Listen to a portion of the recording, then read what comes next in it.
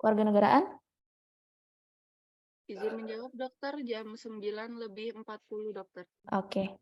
Ntar habis ini kan dokter Panji, saya ngisinya nggak terlalu lama ya, karena saya juga mesti ada rapat di bagian. Habis ini dokter Panji kan ya, jam 12 ya? Betul, Kalau, dokter. kalau saya selesainya lebih cepat, nanti tolong hubungin dokter Panji biar langsung dokter Panjinya masuk ya, karena lumayan materi dokter Panji kayaknya agak banyak ya. Oke, ini jumlahnya berapa? Total mahasiswa di kelas A ada 57 mahasiswa, dokter. 57. Artinya kalau sampai saya 58, artinya semuanya hadir ya? Betul, dokter. Oke, udah di record semuanya? Oke. Sekarang ini kan tentang ini ya, pemasaran ya, pemasaran teknologi informasi, pemanfaatan ya.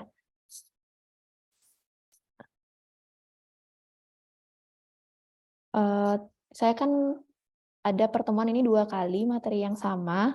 Saya mampatkan jadi satu, sekarang jadinya nanti yang kedua itu saya nggak ngisi, jadinya udah sekalian saya isi jadi satu sekarang di sini ya, materinya jadi satu nyambung di sini ya.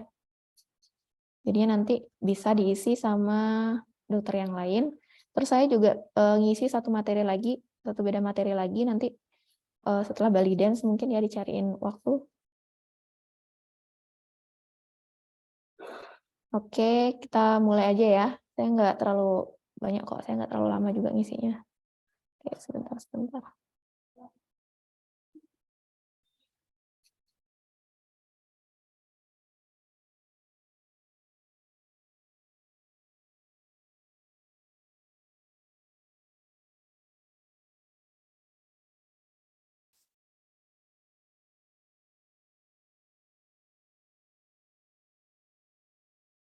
Kelihatan nggak?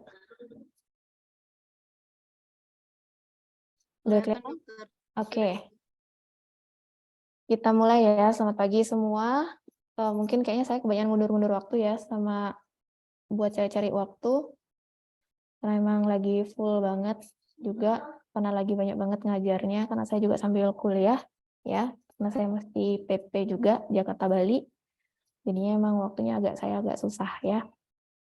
Oke, kita mulai dengan pemanfaatan TI dalam promosi atau edukasi case Gilut.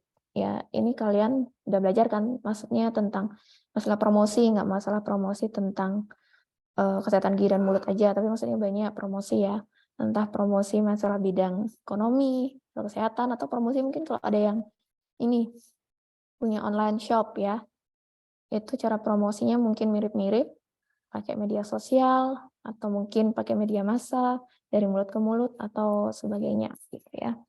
Oke, kita mulai. Ini pokok materi atau pokok bahasan yang akan kita bahas itu ada teknologi informasi, ada promosi, case Gilut. Ada revolusi, pengertian, perkembangan, fungsi, dampaknya itu seperti apa, terus mengapa promosi, perannya apa, promosi atau edukasinya itu, perubahan perilakunya apa yang akan kita dapat, metode dan medianya itu apa saja, komponen dari promosi itu apa aja. Semuanya ini, keduanya ini antara teknologi informasi dan promosi Case Gilut, itu terdapat satu wadah yang namanya nanti pemanfaatan TI dalam promosi atau edukasi kesehatan gigi dan mulut. Ya, siapa bilang edukasi kesehatan gigi dan mulut itu nggak bisa dipromosiin? Itu bisa ya. Mungkin kalau yang sudah dapat ilmu perilaku, saya nggak tahu udah dapat perilaku belum? Belum ya. Saya lupa di materi semester 1 ini yang sekarang udah dapat perilaku atau belum. Ya, kalau misalnya belum dapat perilaku, kemungkinan ketemu di semester 2 sama di semester 5 ya. Materi KGM itu berlanjut dari semester 2 nanti sampai semester 5 terus sampai koas juga ya. Oke, kita lanjut dengan ini. Latar belakangnya apa sih? Memandang pentingnya upaya promotif di bidang kesehatan ya. Tujuan dari pembangunan kesehatan itu masyarakat Indonesia mampu berperilaku sehat, serta mampu menjangkau pelayanan kesehatan yang bermutu. Ini selalu diingat ya. Ini, mampu berperilaku sehat, karena setiap masyarakat itu belum tentu mampu berperilaku sehat. Dan bedakan sehat itu apa sih? Ya, sehat itu banyak ya, nanti banyak, maksudnya nanti bakalan belajar di belakang ya. Sehat itu nggak cuman tentang kesehatan gigi dan mulut ya. Sehat itu bisa secara fisik, secara mental itu juga termasuk sehat ya. Terus ada berapa upaya sih? Ini udah pernah dengar nggak? Upaya promotif, preventif, kuratif, dan rehabilitatif. Udah ada yang pernah dengar? Oke, kalau misalnya promotif itu contohnya apa? Ada yang bisa kasih contoh nggak? Upaya promotif, ada yang bisa kasih contoh?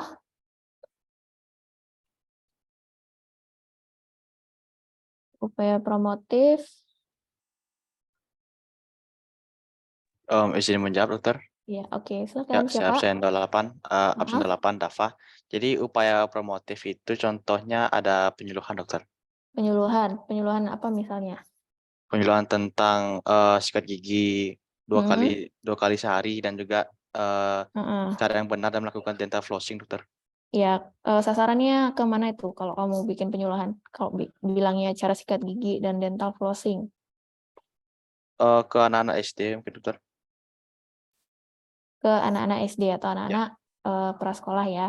ya, Oke, karena di itu. usia gitu mereka Mm-mm. masih lebih lebih dapat menerima materi dan juga harus ditanam sejak dini, dokter. Oke, ya promotif ya buat anak-anak usia sekolah. Cuman promotif ini sebenarnya, tadi benar yang dibilang sama temannya, nggak cuman buat di anak-anak usia sekolah, bisa saat sama ibu hamil ya.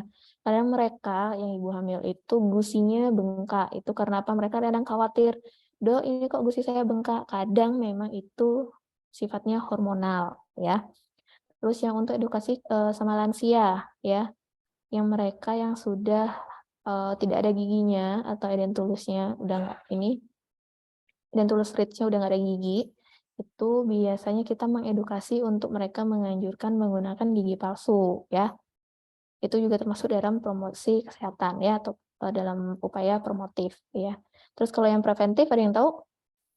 Izin menjawab, dokter. Oke.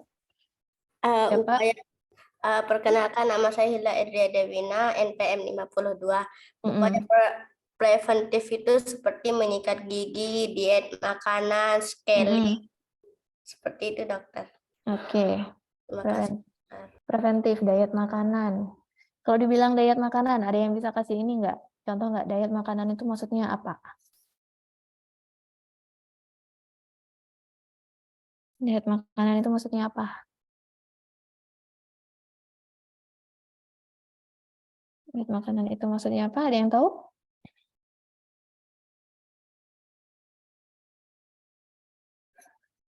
Diet makanan itu maksudnya apa? Ada yang tahu? Izin menjawab, dokter. Ah, Perkenalkan, nama saya Ananda Pramesti dengan NPM akhir 09. iya, Kalau oke. menurut saya, diet makanan itu seperti contohnya pada orang yang terkena diabetes, dia Ah, melakukan diet makanan yang mengurangi makanan yang mengandung gula tinggi dan karbohidrat, dokter. oke. Seperti mengurangi makan nasi. Oke, mulai makan nasi. Terus ada lagi? Diet makanan? Ada lagi tentang diet makanan?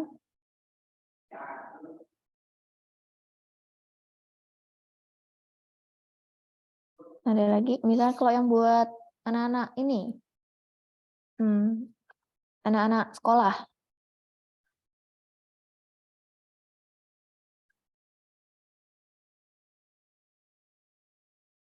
preventifnya apa? Yang tadi bilang diet makanan itu anak-anak sekolah? Izin menjawab, dokter, mengurangi makan makanan yang mengandung gula tinggi, mengurangi Iya. makan permen, coklat, dan Ah, sebagainya. oke, ya. Sebenarnya untuk anak-anak kita tidak boleh melarang, nggak bilangnya nggak boleh makan coklat, nggak boleh makan permen, itu salah ya. Boleh, sorry, boleh makan coklat, boleh makan permen, asalkan mereka harus rajin yang namanya sikat gigi dan kumur-kumur ya. Itu jangan kita ngelarang nih buat anak-anak. Bilangnya nggak boleh makan coklat, nggak boleh makan permen ya. Makin dia dilarang, makin dia coba. Ya, jadinya preventif itu kita harus mencoba dia mengedukasi. Jadi dia boleh kok dimakan, boleh kok makan yang manis, asalkan setelah itu gosok gigi dan apa sih kumur-kumur, ya. Terus kalau yang kuratif, Izin menjawab, Dokter. oke silakan. Nah, kalau upaya kuratif itu merupakan usaha medis yang dilakukan untuk menyembuhkan atau mengurangi rasa sakit, contohnya seperti pemberian antibiotik pada penyakit infeksi. Terus ada lagi? Menurut saya itu saja, Dokter. Ada lagi yang mau berpendapat? Ya silakan.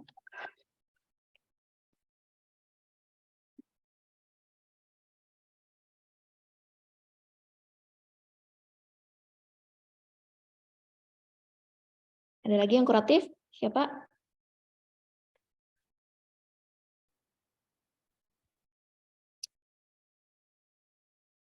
Siapa yang kuratif? Ayo.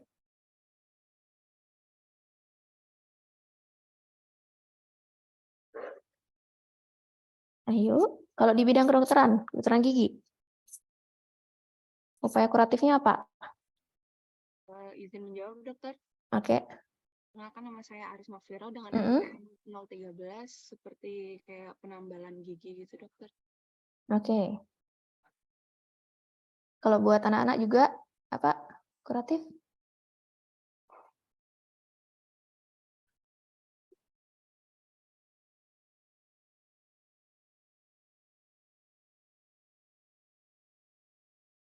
Ada yang tahu? Buat anak-anak?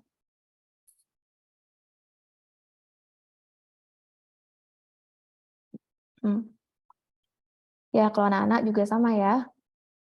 Penambalan ya, cuman porsinya anak-anak masih pakai GIC ya. Porsinya anak-anak masih pakai GIC. Kalau yang rehabilitatif? Yang tahu rehabilitatif? Rehabilitatif.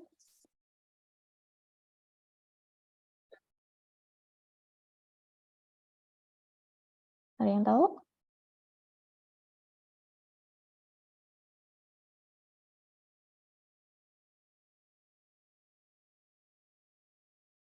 Ini bakalan sering banget keluar ujian nih.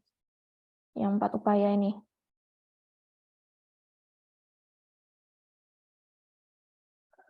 Rehabilitatif.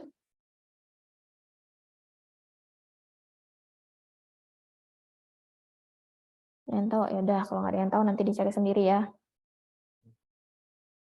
Terus untuk program Kesgilut ini ya.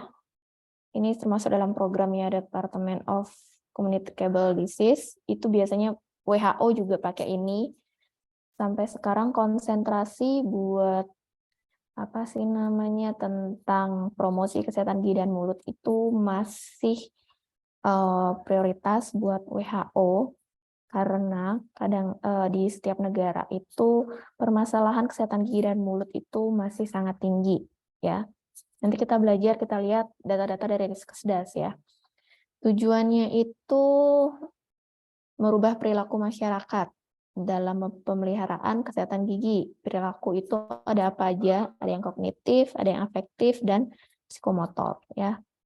Ini yang kognitif, afektif dan psikomotor itu nanti dipelajari lagi ya. Oke, kita lanjut. Ini bagaimana dengan perilaku pemeliharahan kesehatan? Ini surveinya itu dulu namanya survei kesehatan rumah tangga. Itu dari tahun dari 86, 95, 2001 dan 2004. Ini yang hijau itu masih namanya SKRT. Ya, setelah 2007 sampai 2018 kemarin terakhir, itu namanya Riskesdas atau riset kesehatan dasar dilakukan lebih komprehensif. Ini dilakukan seluruh provinsi. Ya, seluruh provinsi. Ini kalau mau lihat data Riskesdas, kalian buka aja di Google, Riskesdas 2007, 2013, dan 2018, itu ada semua provinsi. Dan ada juga yang data nasional keseluruhan dari semua provinsi. Gitu. Ya, nih. Oke. Inti dari Riskesdas atau inti dari isi dari Riskesdas itu sebagian besar penduduk usia 10 tahun ke atas sudah menyikat gigi setiap hari. Namun, waktu dan cara menyikat gigi belum tepat. bukannya salah, tapi belum tepat karena tidak ada cara menyikat gigi yang salah, ya. Kalian nggak bisa bilang nih, cara sikat giginya salah, sikat giginya ini cara sikat giginya belum benar, ya. Nggak ada cara sikat gigi yang salah, ya, karena belum tepat aja, karena metode sikat gigi itu banyak sekali. Apalagi kalian ngajarin sama anak-anak, itu nggak kalian bisa tuh, kalian ngajarin tekniknya teknik roll, atau enggak tekniknya teknik bus, nggak bisa. Jadinya kalau kalian mengajarkan anak-anak, intinya semua permukaan gigi itu yang penting kena. Terserah dia mau pakai teknik yang mana, ya. Jadinya semua permukaan giginya itu harus kena sama sikat giginya gitu, ya. Lagi-lagi, itu adalah perilaku pemeliharaan kesehatan gigi. Apapun tindakan promosi kesehatan dan preventif, itu gunanya untuk merubah perilaku pemeliharaan kesehatan gigi. Ya, ini kalian kalau nggak salah bakalan dapat kok ini nanti ya, materi perilaku. Ya, oke, ini upaya peningkatan yang kayak tadi saya bilang. Ada 4 ya, nanti ini dibaca. Ini promosi kesehatan ya, ada growth and development monitoring ya. Terus konseling masalah untuk pernikahan, edukasi, pengendalian lingkungan, perlindungan gizi. Nih, aspek prenatal ya. Enggak cuma kesehatan gigi dan mulut aja ya, ada ini. Oke. Ya, tolong diingat. Oke. Ya, sebentar. Saya ada telepon. Bentar ya, saya ada telepon.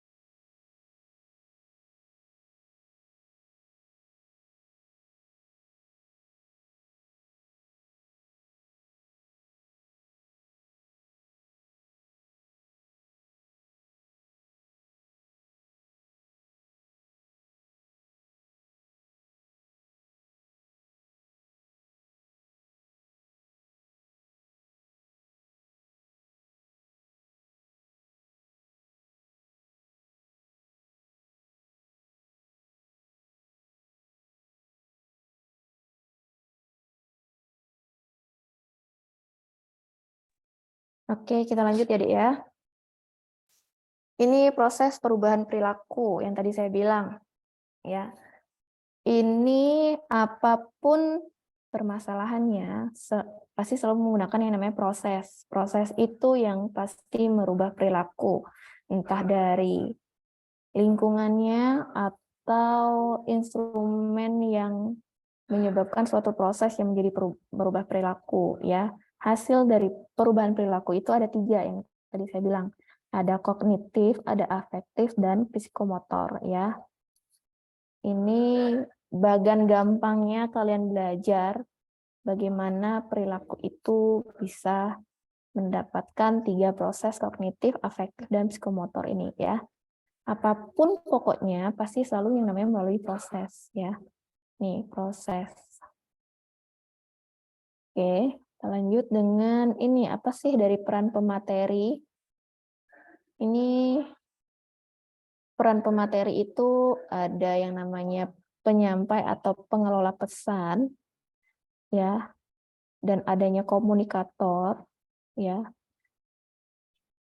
Komunikasi bukan hanya bersifat informatif, melainkan juga harus persuasif, ya, yaitu orang lain bersedia menerima dan melakukan. Ini intinya seperti ini. Kayak misalnya, misalnya kayak saya itu memberi dan kalianlah yang menerima dan melakukan. Misalnya menerima itu apa? Kalian menerima materi yang saya kasih. Melakukannya apa? Kalian belajar. Kalian membaca materi ini. Buat apa? Buat ujian, ya. Itu maksudnya dari inti dari komunikator ini, ya. Terus motivator, memberi dorongan dari dalam diri seseorang untuk melaksanakan kegiatan-kegiatan tertentu. Motivator itu contohnya seperti, kalau kalian lihat yang namanya Mario Teguh, itu termasuk dia itu adalah motivator, ya. Terus ada evaluator, menilai kemajuan yang diperoleh oleh sasaran. Ini peran pemateri, ini jangan dilupain ya. Oke. Ada apa dengan teknologi informasi? Ya. Ini, revolusi dari industri itu, kalian udah tahu nih, mungkin kalau anak kelahiran 2000-an, mereka udah kenal yang namanya, udah pakai yang namanya gadgetnya, udah di masa-masa orang bilang itu Android ya, Android, sama ketemu sama Apple itu ya, beda kayak dulu, ya, yang masih orang-orang zaman tahun 80-an, 70-an, mereka belum tahu tuh, 90-an belum tahu juga ya. Ini contoh dari revolusi industri yang dulu hanya pabrik doang. Yang kedua itu dia mulai dengan pakai mesin tapi masih harus banyak bantuan dari manusia. Kalau yang ini mereka itu sudah pure mesin dan lebih sedikit menggunakan SDM ya. Dan yang sekarang itu semua bisa dikendalikan dari jarak jauh. Ya. Ini udah bisa nih pakainya WiFi doang. Misalnya contoh kayak printer aja deh. Kalian mau ngeprint nggak perlu colok-colok lagi. Datanya udah ada di handphone, datanya udah ada di laptop. Ya udah, tinggal di connect lewat WiFi aja, ya udah bisa ngeprint, ya. Kelihatan banget nih revolusinya ya antara yang dulu sampai yang sekarang. Oke. Lanjut. Ini ya. Ini dibaca. Oke, ini 5 pilar itu yang tadi yang saya bilang ya, 5 pilar itu yang ini, 5 pilar yang ini dari revolusi industri. Nanti ini dibaca. Ini nggak saya jelasin, kalian baca sendiri. Oke, ini juga ya. Teknologi informasi, revolusi industrinya yang sekarang. Udah pakai yang namanya sistemnya fiber ya, internetnya udah mulai 5G. Ya mungkin kalau di negara-negara yang sudah berkembang dan negara maju ya, kalau Indonesia mungkin masih di daerah Jakarta, itu pun cuma berapa. Saya nggak tahu kalau di Bali udah masuk belum, yang itu yang 5G atau belum ya. Tujuan dari teknologi informasinya sudah pasti untuk memecah suatu masalah, membuka kreativitas, meningkatkan afektivitas dan efisien dalam aktivitas manusia. Ya, ini contohnya misalnya kayak sekarang, kita nggak dapat kelas, tapi gimana caranya biar kalian bisa tetap belajar? Ya udah, ini pakai teknologi, ya, pakai Zoom, dan pasti pakainya internet, ya. Ini termasuk salah satu dampak yang positif dari kemajuan teknologi, ya. Belajar bisa di mana aja intinya, ya. Oke, ini fungsi dari teknologi informasi. Sudah pasti ada yang namanya menangkap atau menerima input dari perangkat, adanya menyimpan atau merekam. Ya, ini dalam bentuk apapun ini masih bisa ya, informasi dalam suatu media. Ini ada pengelolaan, processing, memproses data yang diterima. Terus ini mencari kembali atau menelusuri kembali saat diperlukan. Kalau sudah di-save datanya atau apapun informasi yang kalian terima berupa, saya kayak PPT ini, kalian ambil, kalian save, pasti kalau kalian mau belajar, kalian harus cari lagi di mana ya. Ini menghasilkan informasi yang dapat dimengerti oleh orang lain. Ini mentransmisi atau mengirim data atau informasi ke lokasi lain melalui jaringan komputer ya. Ini ditransfer lagi, kalian minta sama teman lewat flash disk, kalian transfer lagi gitu. ya. Oke, ini dampak teknologi informasi yang sampai sekarang masih sangat kelihatan dampaknya ya. Di bidang pendidikan, udah pasti kayak tadi saya bilang, orang-orangnya perbandingannya antara anak-anak yang sekarang, kelahiran sekarang dan dulu, kalau sekarang orang-orang bilang itu lebih melek teknologi. Kenapa saya bilang lebih melek teknologi? Karena anak-anak TK sekarang udah pasti mereka pegangnya gadget. Ya, mungkin kalau ada yang punya keponakan, seringnya namanya nonton Cocomelon tuh. Ya, mereka nggak belajarnya nggak kayak saya dulu, nggak ada yang namanya belajar dari media sosial, nggak ada yang belajar namanya dari YouTube. Ya, paling buru-buru beli buku, bacanya dari sana, habis itu main dan sekolah. Kalau sekarang mereka mengadopsi dari perkembangan teknologi. Biarpun dia di sekolah, tapi tetap pakai teknologi. Ya, mereka udah bisa yang namanya belajar komputer. Ya, mereka sudah bisa yang namanya buat kalau anak-anak sekarang itu robotik yang kayak gitu. Ya, itu perkembangan teknologi. Ya, terus juga kalian baca buku itu nggak mesti pegang fisiknya bukunya, udah pakai e-book ya. Udah kalian masukin ke laptop atau kalian masukin ke handphone atau ke tab, kalian tinggal scroll di sana. Baca jurnal pun kalian nggak mesti ngeprint, udah berupa e-jurnal ya, yang kayak gitu.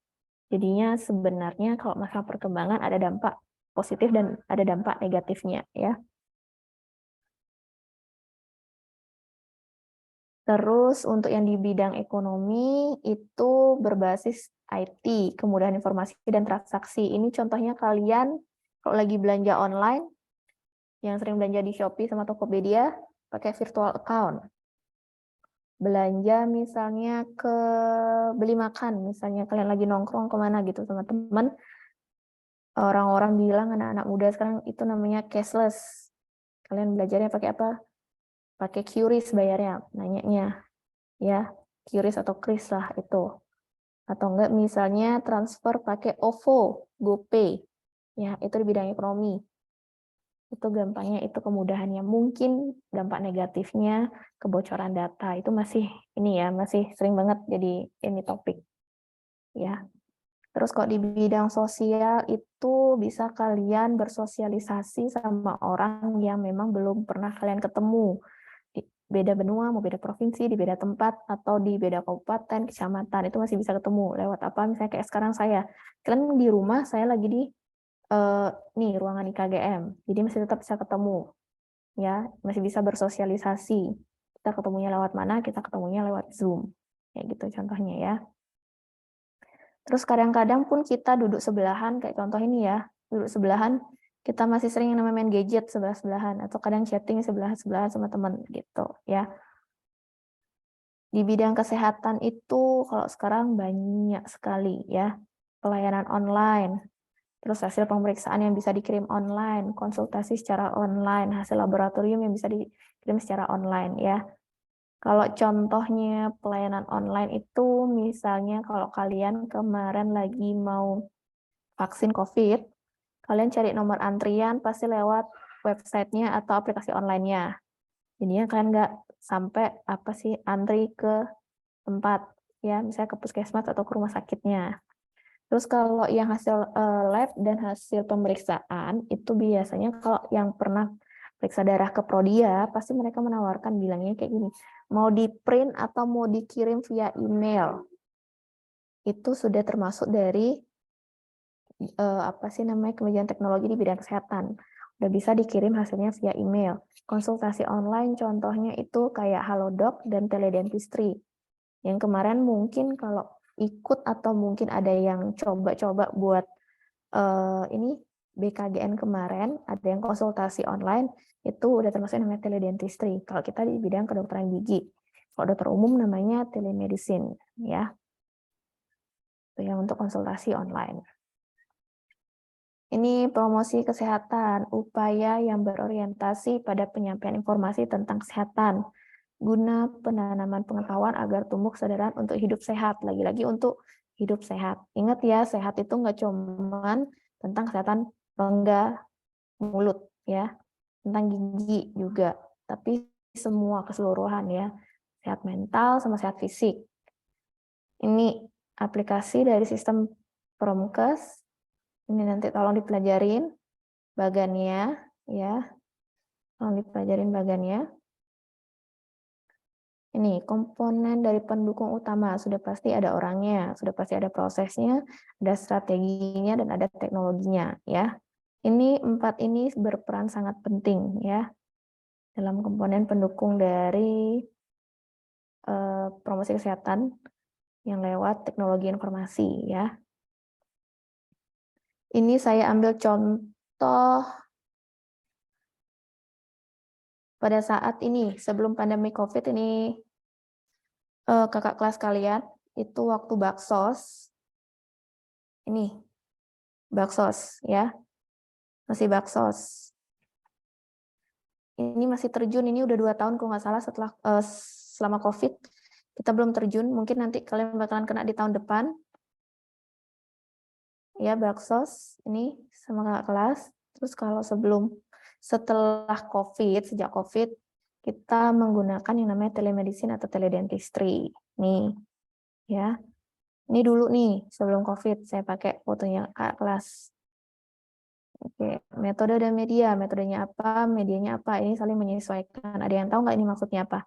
Metode dan medianya. Ini bisa kasih contoh.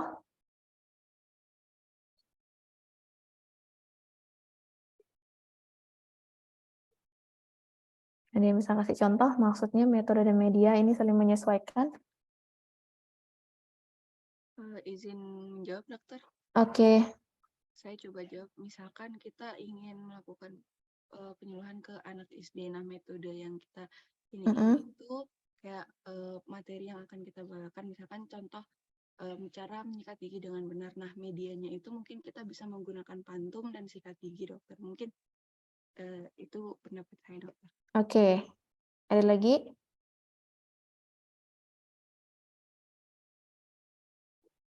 Bisa menjawab lagi, dokter. Oke. Ya, saya 8 Dafa.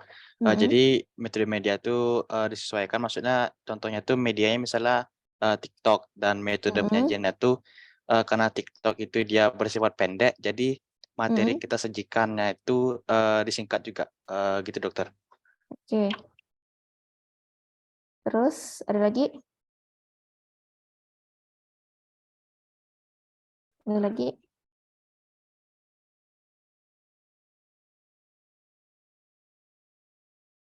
Ada lagi?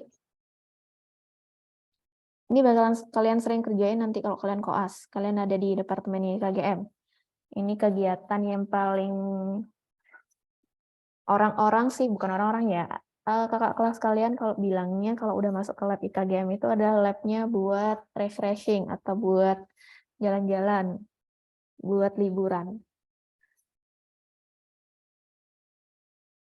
Ada yang tahu lagi? Contohnya apa?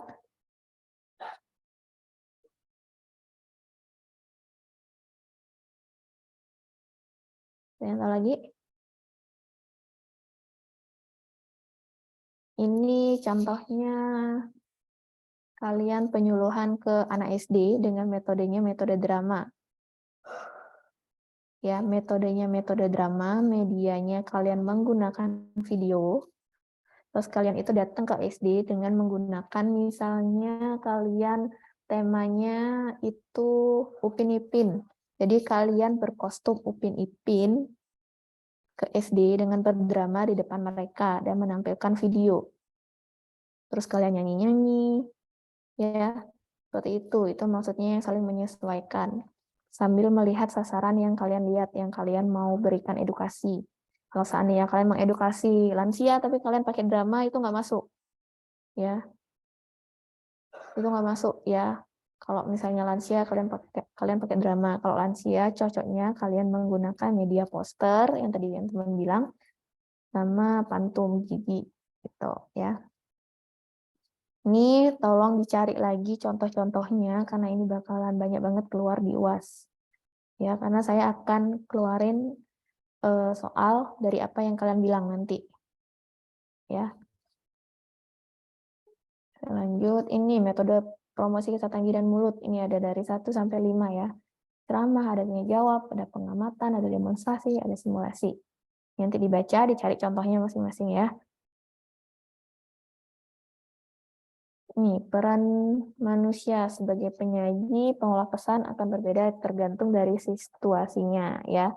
Bagaimana metode yang dilakukan saat penyajian pesan, bagaimana pesan itu diolah hingga dapat dimanfaatkan, terus media apa sih yang dipakai ya biar tepat, biar mereka mengerti juga.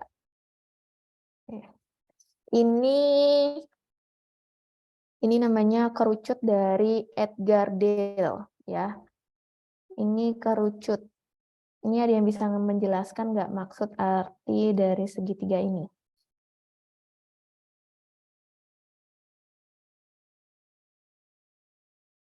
Ada yang mampu menjelaskan nggak maksud dari segitiga ini?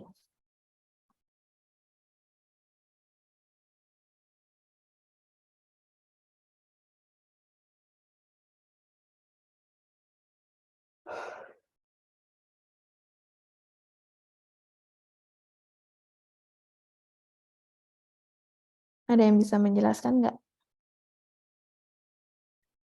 Ayo. Ayo, ada yang bisa menjelaskan?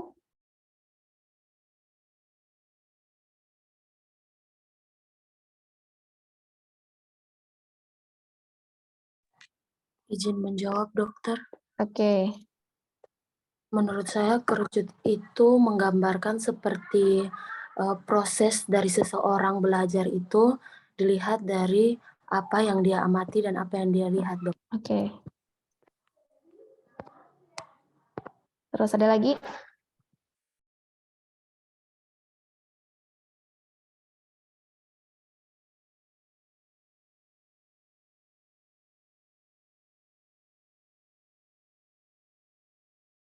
Ada lagi?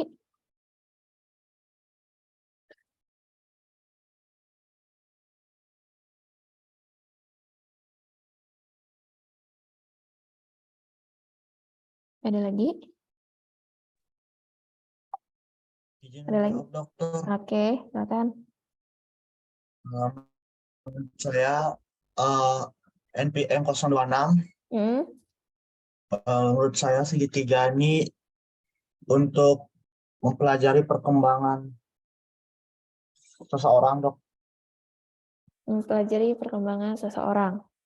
Oke. Maksudnya ini segitiga ini kan ada kerucutnya. Dia itu semakin ke atas seperti apa, semakin ke bawah itu seperti apa.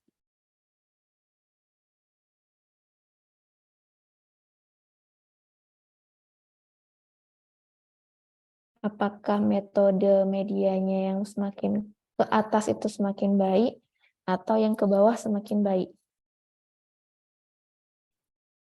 Kalau ke atas semakin baik itu karena apa? Kalau dia ke bawah itu semakin baik itu karena apa? Izin menjawab, dokter. Oke. Kalau dari pendapat saya pribadi, dia di atas itu menurut saya kurang baik. Karena apa? Mungkin di masyarakat kalau kita hanya menggunakan lambang atau kata-kata saja, dari beberapa pihak masyarakat itu kayak kurang tertarik dia, dokter. Lalu kenapa saya bilang makin ke bawah itu makin bagus? Karena di paling bawah itu ada pengamatan langsung di mana kita telah terjun ke masyarakat, kita bisa secara langsung memberitahukan pada masyarakat melalui media-media yang ada, seperti contohnya tadi misalkan kita ke anak SD, kita melakukan sebuah drama teater, kita kostum itu akan jauh lebih menarik dan lebih dimengerti cara kita untuk mengedukasikan sesuatu, dokter. Oke, ya, oke. Dokter. Mungkin ada yang mau berpendapat lagi?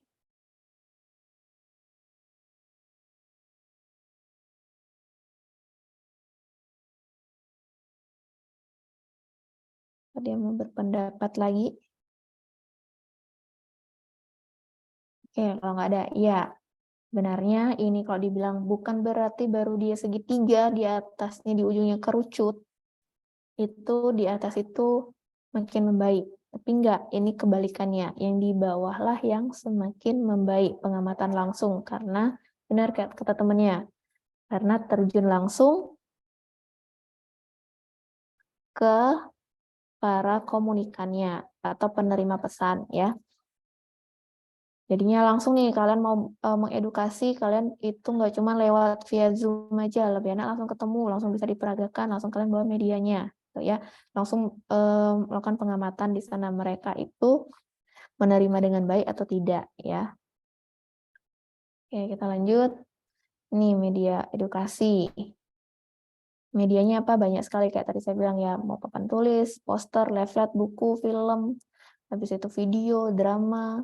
Mungkin yang baru sekarang, mungkin kalau ada yang baca jurnal, itu ada yang melakukan penelitian menggunakan permainan ular tangga. Itu ada edukasi ke anak-anak SD dengan menggunakan permainan ular tangga.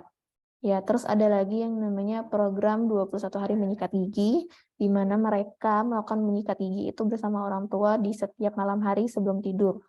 Jadinya mereka itu kayak dikasih poster.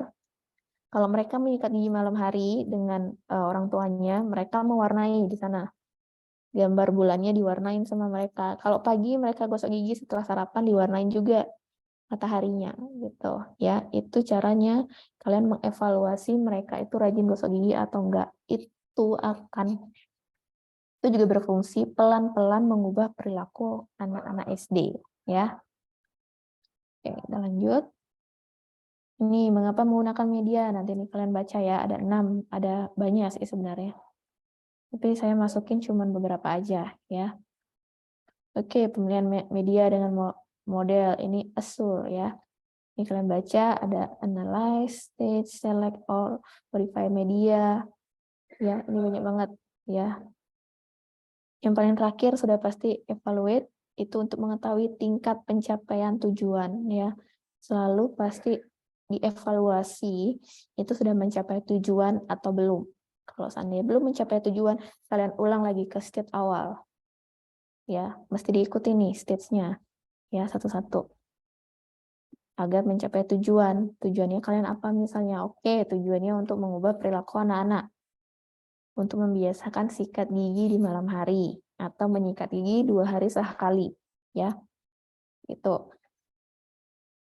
Ini teknologi informasi dalam pengolah pesan yang adanya visual, adanya auditory, adanya kinestetik. Ini tindakan yang paling terakhir setelah dilihat, mendengar dan langsung dilakukan ya.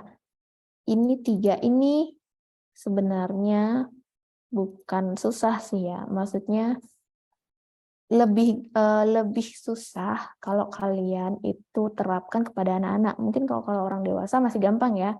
Ini ya masih gampang dikasih tahu, teman kalau yang ke anak-anak ini mesti ekstra sabar ya. Mesti dilihat-lihat lagi metode apa yang mesti cocok dipakai ya. Ini nanti kalian bakalan dapat kok ilmunya gimana trik-triknya untuk menghadapi anak-anak ya. Oke, ini multimedia itu ada apa aja? Ada teks, grafik, gambar, audio, video, animasi, ini banyak banget ya. Nih, implementasi teknologi ya. Dari semua komunikasi, saya harapkan atau kita mengharapkan itu adanya feedback atau umpan balik. Sama kayak tadi. Saya ngomong, saya tanya sama kalian, saya harap kalian itu ada feedbacknya, ada umpan baliknya. Ya, misalnya kayak tadi saya tanya, kalian jawab. Saya tanya, kalian jawab. Kayak gitu ya. Itu adalah umpan balik. Oke, ini contoh metodenya. Ceramah, contoh medianya apa, nanti tolong dicari. Ini apa. Ini pasti bakalan saya keluarin di UAS. Ya, tadi udah saya singgung-singgung sedikit, ceramah, simulasi, demonstrasi ini. Beberapa ini tolong nanti dicari. Ya, pasti saya keluarkan di UAS nanti. Ini, simpulannya itu apa aja sih? Upaya promotif, salah satu upaya untuk merubah perilaku. Sudah pasti ya, merubah perilaku. Perkembangan teknologi informasi merupakan salah satu peluang besar untuk mendukung pelaksanaan upaya promotif di bidang kesehatan. Lagi-lagi promotif ya. Teknologi informasi merupakan faktor pendukung dalam kegiatan promosi kesehatan gigi, baik ditinjau dari metode yang digunakan maupun media pendukung yang akan digunakan. Kemajuan teknologi tidak sepenuhnya mengurangi peran promotor tentang kesehatan gigi dan mulut, ya, atau kes gilut dalam merubah perilaku masyarakat. Lagi-lagi perilaku. Jadi, selalu kreatif dan inovatif, serta bijak dalam menyikapi pemanfaatan teknologi informasi dalam promosi kesehatan gigi dan mulut. Ini untuk yang promosi kesehatan gigi dan mulut itu, kalian juga mesti hati-hati, atau kalian yang sering upload di Instagram ya. Kalian niatnya promosi kesehatan, tapi orang lain melihatnya berbeda ya. Itu sedikit hati-hati, karena memang kita ada undang-undangnya. Nanti kalian belajar yang namanya etika, bioetik ya. Itu ada tuh tentang undang-undangnya, tentang masalah promosi kesehatan ya. Itu banyak sekali. Oke, udah selesai, mungkin ada yang mau ditanyakan? Ini masih ada waktu lagi banyak ya buat Dokter Panji ya?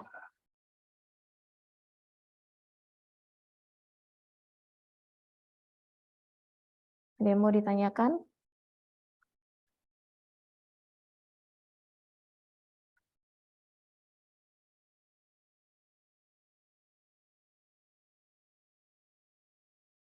Ada yang mau ditanyakan?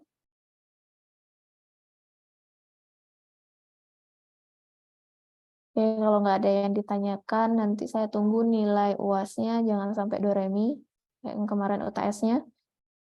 Nilai paling tingginya itu kemarin, kalau saya lihat itu 55 ya UTS-nya. Ya, ada yang dapat E, kalau ada yang dapat E artinya ada yang nyontek. Ya, karena di KGM itu tidak akan pernah yang namanya kasih nilai E kalau kalian nggak nyontek. Kalau kalian nyontek udah pasti nilainya E. Jangan sampai nilainya E, karena nanti susah sekali buat remedi naik ke 2 tingkat. Bisanya itu maksimalnya sampai C. Kalau D masih bisa sampai B. Ya. Kalau ada nilainya E, artinya itu kalian nyontek. Sebisa mungkin kalau memang nggak bisa jawab, atau misalnya nilainya dapatnya 20, itu kan E. Tapi orang IKGM itu nggak bakalan kasih E, kalau kalian itu nggak nyontek. Tapi minimal pasti dikasihnya D. Gitu. Ya. Sama ada kok, kayak kakak kelas kalian itu kemarin di semester 5. Itu ujiannya offline, tapi mereka sambil buka slide materi. Kita kasih mereka sampai selesai ujian. Tapi nilainya keluarnya langsung E, langsung 0. Ya. Karena kita itu nggak sejahat itu sebenarnya. Kalau kalian itu mau jawabnya sebagaimanapun, dapat nilai sebagimanapun, pasti kita kasihnya D, nggak mungkin sampai E. Kasihan, susah kalau itu naiknya, soalnya dari E, naik 2 tingkat, itu maksimal udah sampai C, nggak bisa sampai B dan A. Ya. Masa mau remedial terus-terusan? Jadinya kalau seandainya udah sampai nilainya sampai C, kalian bisa remedial, bisa sampai A sampai B, tapi tahun depan ikut adik kelas jadinya remedialnya. Maksudnya remedial khusus nanti. Belajar lagi dari awal materinya yang udah dilupain ya. Dan mesti buka-buka lagi materi semester 1 gitu. Kasihan buang-buang waktu ya. Ini tolong dipelajarin baik-baik karena saya nggak kasih materi lagi. Ini udah saya gabung materinya jadi satu di sini untuk pertemuan yang berikutnya. Artinya tinggal saya belum ngisi lagi satu materi aja. Sama ini ya, etika rujukan ya. Kalau nggak salah, siapa kortinya?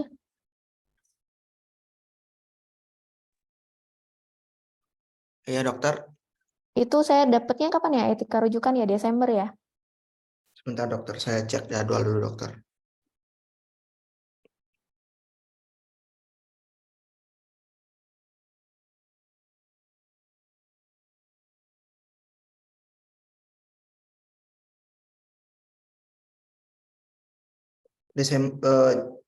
Januari dokter. Januari ya? Tanggal berapa? Tanggal 10 Januari dokter. 10 Januari setelah galungan ya? Iya dokter. Kuningan itu ya. Nanti dicariin aja waktu saya Desember ya. Kayaknya itu nggak bisa ngajar Januari karena saya di Jakarta. Desember aja. Nanti saya dicariin waktu, saya majuin aja ya. Itu Iya yang dokter. etika rujukan. Sama yang satunya lagi apa ya? Pemberdayaan. Saya lupa. Pemberdayaan apa gitu. Saya lupa. Nanti habis ini langsung ini ya hubungin Dokter Panji ya. Baik, dokter. Pemberdayaan ya. Saya tanggal berapa itu pemberdayaan? Untuk pemberdayaan besok, dokter. Besok, dokter, ada 2 materi, dokter. Besok. Apa aja itu besok? Pemberdayaan masyarakat dan pemanfaatan teknologi informasi. Oke, kan pemanfaatan itu nggak saya ambil karena udah jadi 1 hari ini. Untuk Ya, yang berarti satu, dokter. besok itu saya nggak bisa karena mau Bali Dance kan. Besok saya ada rapat, saya full banget sampai minggu ini. Nanti diganti minggu depan aja ya. Biar kalian nggak bosan ketemu saya. Baik, dokter, nanti akan saya Kalian bakalan ketemu saya sampai di semester 7 soalnya. Nanti semester 2 ketemu lagi, semester 5 ketemu lagi. 7 ketemu lagi, koas ketemu lagi. Bosan deh kalian lihat saya nanti nih. Yang besok artinya diundur ke minggu depan ya, artinya besok kosong. Nanti boleh dosen siapa yang mau ngisi boleh silakan ya. Mau mungkin kosong kalian libur atau gimana terserah, pakai istirahat waktunya boleh ya. Oke, kalau nggak ada yang bertanya nanti tolong nih Kortinya minta materinya sama saya ya. Baik, dokter.